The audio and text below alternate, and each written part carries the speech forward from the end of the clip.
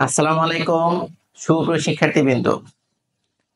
Learner সাকসেসের পক্ষ থেকে আমি আরিফ মোহাম্মদ আসলাম সরাফত স্যার, মেট্রোপলিটন ক্রিয়েটিভ কলেজের লেকচারার। তোমাদের সকলের উদ্দেশ্যে আজকে গুরুত্বপূর্ণ কিছু ক্লাস নিব।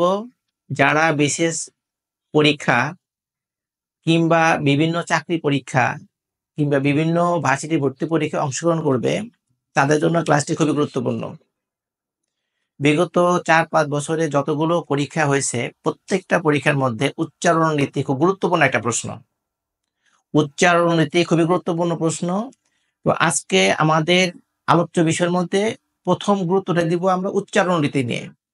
স্মরণ, খুব খেয়াল করো। আত্মা, পদ্ম, স্বজন, স্মরণ। ট গ র, টগর। তো এখানে কি হবে? এই যে ট গ টগর, এই যে ওকার হসন্ত।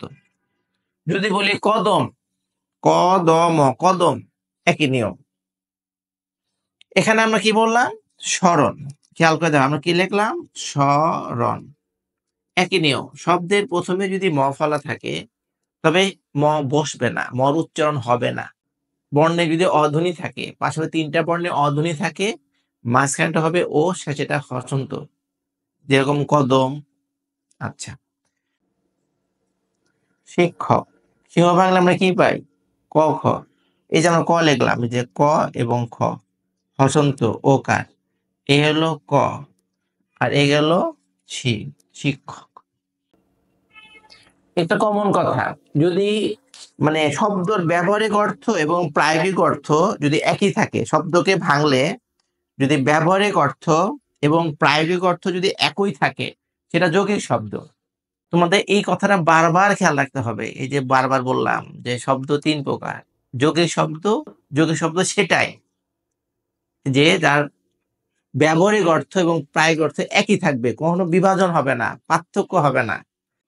আনারস, আলপিন, বালতি, পাদ্রি, এগুলো কি শব্দ? পর্তুগিজ শব্দ। এই জাতীয় শব্দগুলো আমরা খেয়াল করব। তো আজকে পার্ট 4 এ উচ্চারণ, শব্দের শ্রেণী আলোচনা করলাম।